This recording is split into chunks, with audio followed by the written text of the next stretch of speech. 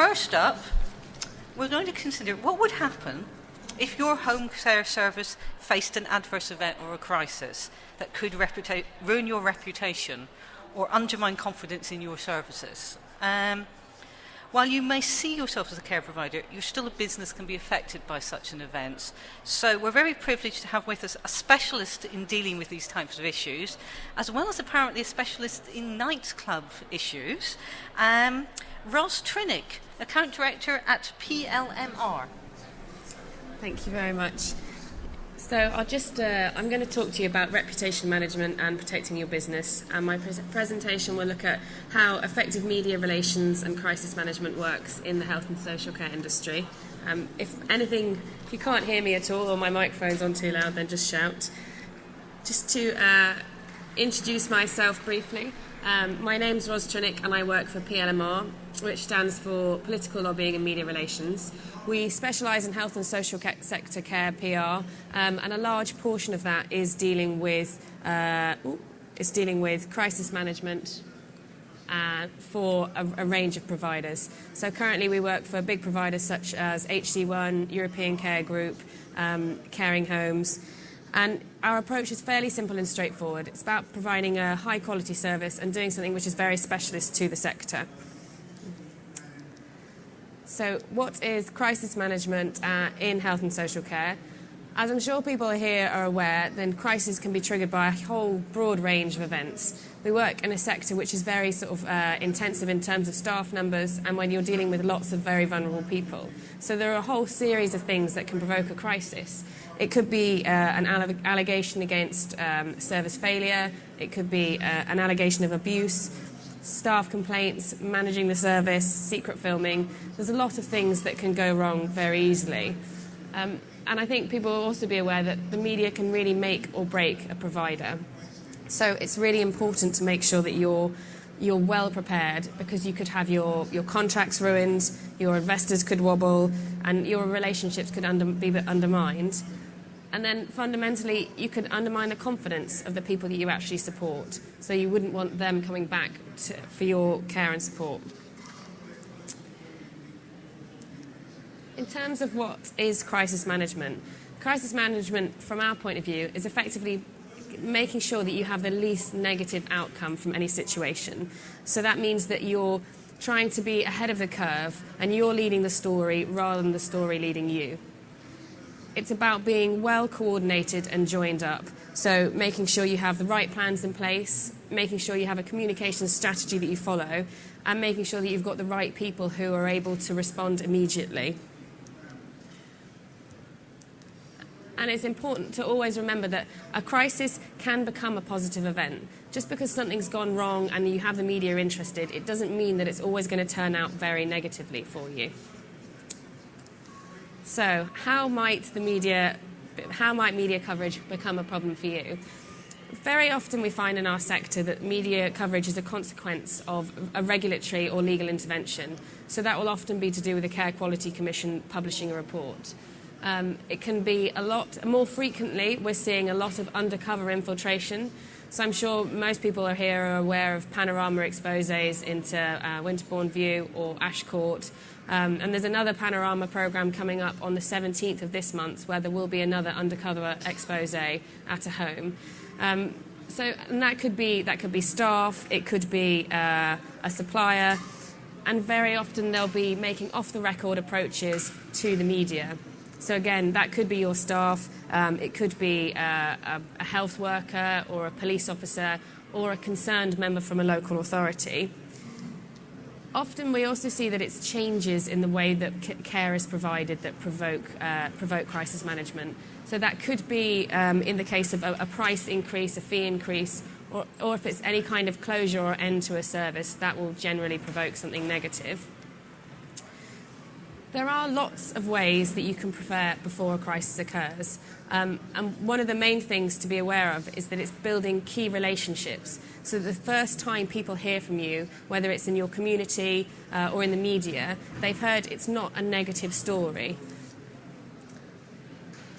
One of the things we always advise our clients is to make sure that they know their clients and their clients' families really well. So do you have a families group?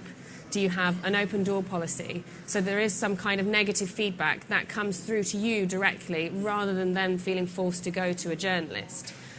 Are you communicating through newsletters? So if there is a new change coming up, people don't feel surprised because you've already told them about it. Do you have good relationships with your local councillors? So if you have a ward councillor, have they been along to visit you? Do they know what kind of care you're providing? And another really important person is your local MP, because they're not just your representative in Westminster, but they are there to represent your interests, and you're important to them because you're providing care and support for vulnerable people in your constituency. So make sure they're aware of what's going on. You've had an open day, and they're always sort of abreast of what's going on for you.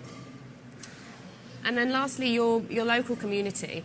I think there's with National Care Home Open Day coming up, lots of people are thinking more about open days. But the fact is, it doesn't have to be an annual event. You can always be running events that people can be invited along to attend. So again, they know the positive stories that are coming out of your home, not just when it's a crisis situation. Obviously, in a crisis, it's really important to be media specific. So make sure you're known to your local media again. Make sure you're putting out positive press releases. When you do put out a press release, you give them a follow-up call, and they know what work's going on. Local journalists are chronically underpaid. They're probably getting around 12 grand for someone who's starting. So they don't have time to do a lot of research into stories. If you can provide them with nice, local-level stories, they're going to want to be on your side. If the media do contact you in a negative situation, always try and be cooperative. Thank them for getting in touch. Thank them for giving you a chance to respond. There's no need to be aggressive or rude. And make sure you have prepared information about your business.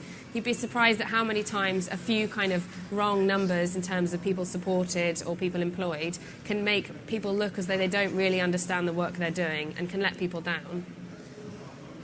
And make sure you have an established plan for dealing with the media.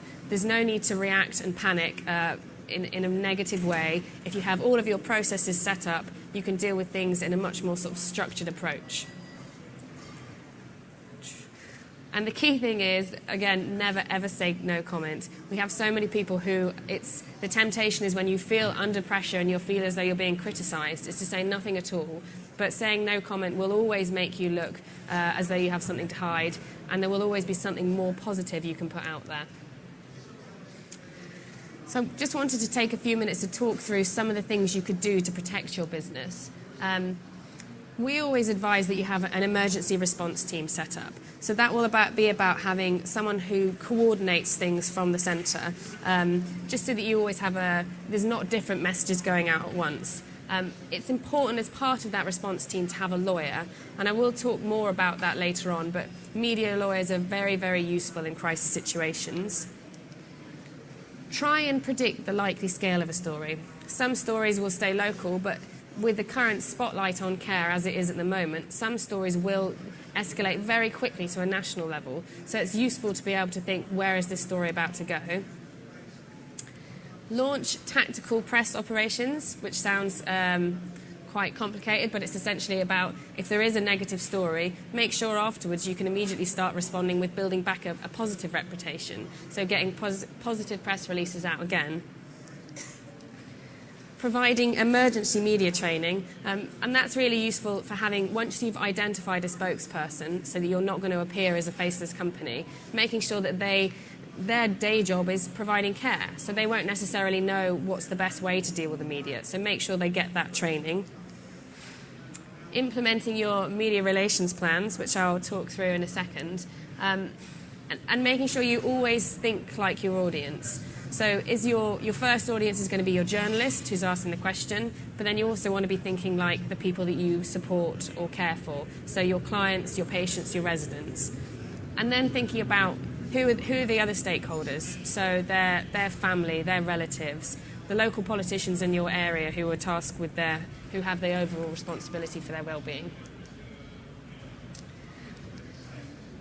In terms of media relations plans, there are some very simple steps that you can follow. So you can have press statements, always make sure they're prepared in advance.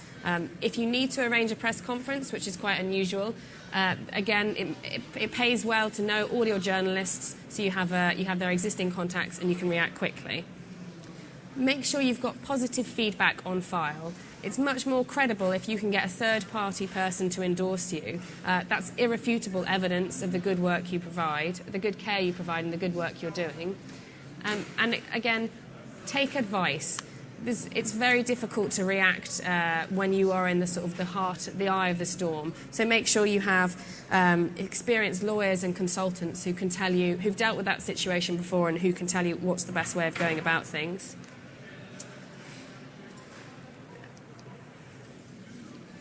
In terms of other things, it's good to be aware of how the events change.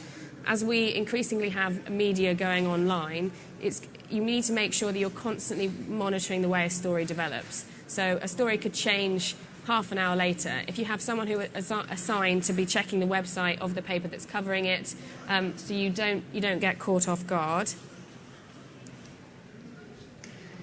Make sure you keep people in the loop all the time. There are so many stakeholders in the business of care, whether it's your politicians, your councillors, the people you support, your staff. Always try and keep them up to date, so again, they don't feel as they're being deliberately left out. And crucially, as part of that, recognise the importance of families. CQC we will often advise our clients to give more information the CQC suggests, just because it's so important to be open. And in terms of a negative story, it makes it a much more exciting story for the journalist if they have a real-life case study, a person who's saying, I am outraged and devastated about this event. So don't let that happen. Make sure you're joined up with other agencies. This can feel difficult at times because it may be that the CQC has written a negative press statement about you, a negative warning notice, or the police has had to issue a statement. But make sure you know what's gone in their statement and that your statement doesn't contradict it. And be aware of what lawyers will do for you, because they can entirely turn a situation around. And above all, be human in your response. So always try and avoid unnecessary legalistic speak. Never try and come across always try and avoid coming across as an institutional bureaucrat. In terms of integrating your PR and legal operations, it's difficult to stress how important it is that those two things are joined up. So you don't want any hostility or misunderstanding between those teams.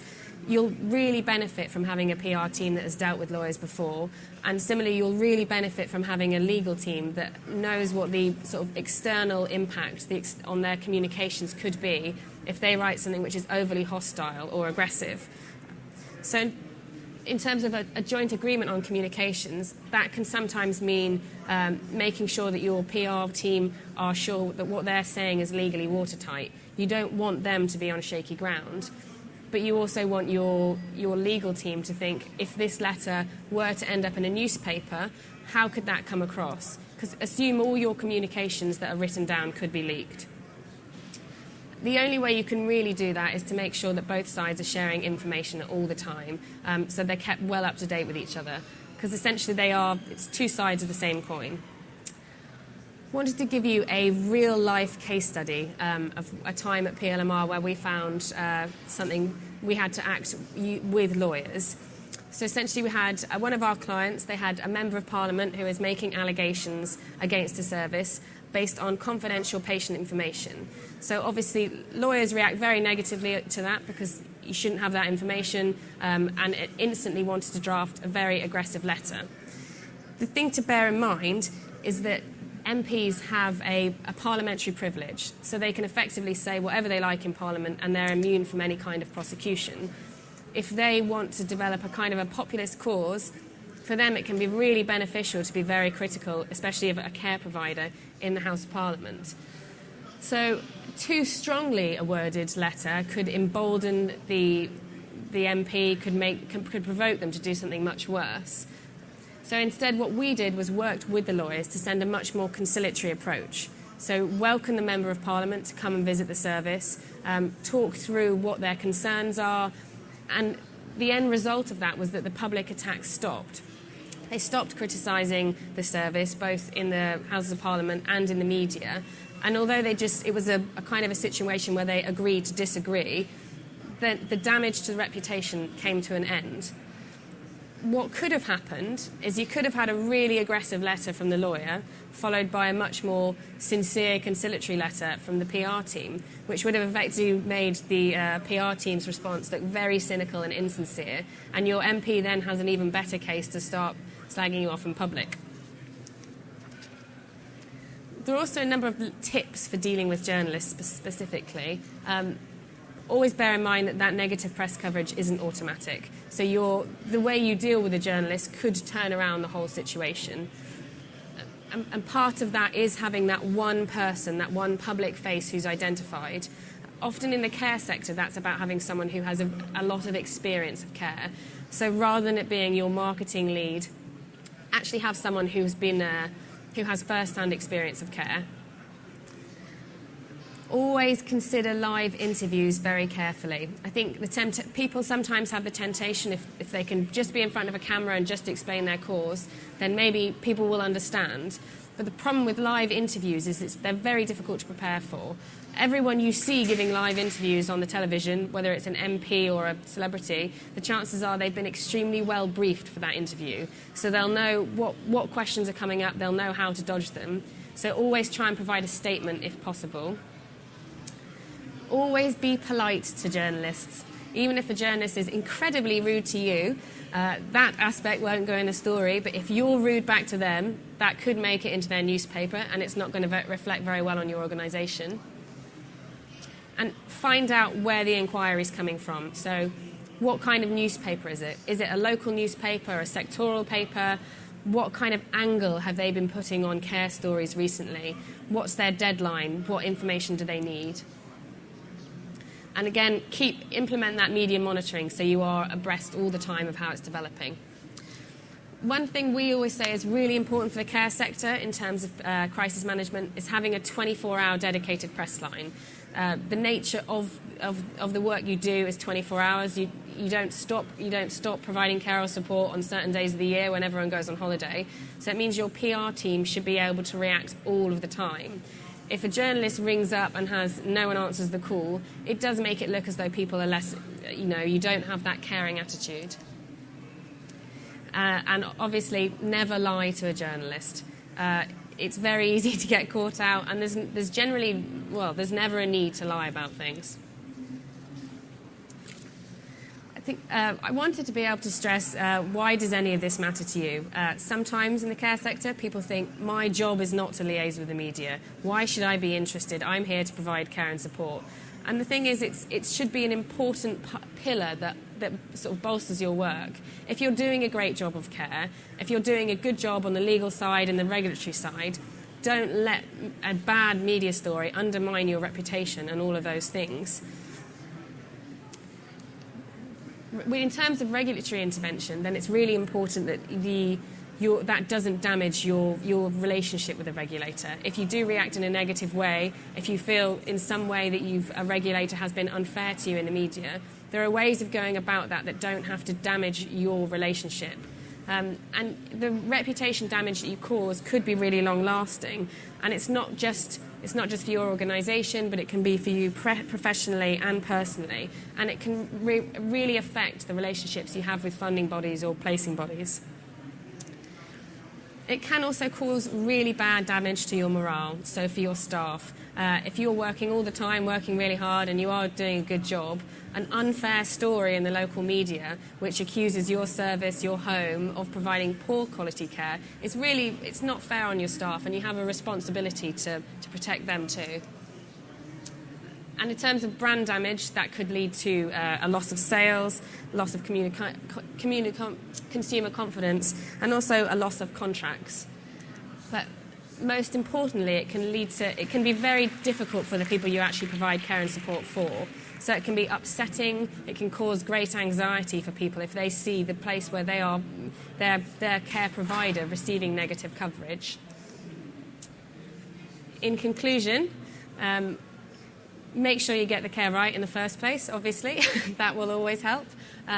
Make sure your legal teams and your PR teams are well integrated, so you're not going to have any kind of crossover there. Make sure you plan ahead and you're well prepared, because you really don't need to panic. With this selection of sort of just these top tips, it means you can react positively.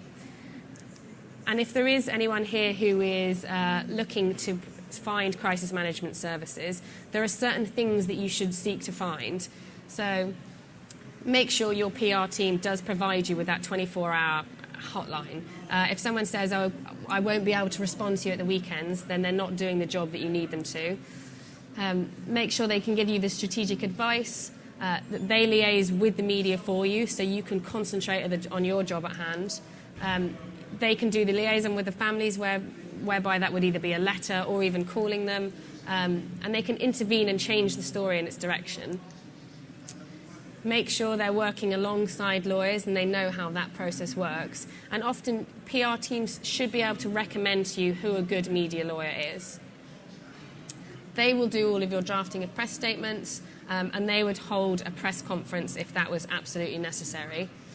They should also be the people who are liaising with the press teams of all the other relevant bodies. So whether that's the CQC, your local authority, the police, or any other regulatory bodies, make sure they're joined up with them.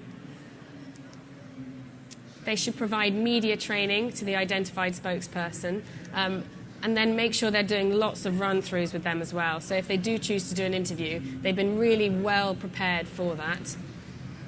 And they prepare any preparatory statements, so any briefings ahead of your interview. They provide any online press office or web function. If there's a crisis situation, people will increasingly turn straight to the internet to try and find out what's going on. So it's really important that that is kept constantly up to date. And they provide a sounding board in a difficult situation. I think I've already stressed it's really difficult to react if you're at the centre of a crisis reputation management issue. So it's important to have that independent, objective advice, so you can work through something. And finally, for peace of mind. So whether that's for you and your business or for your investors, it's good to be able to reassure people that you have planned ahead. And that's the end.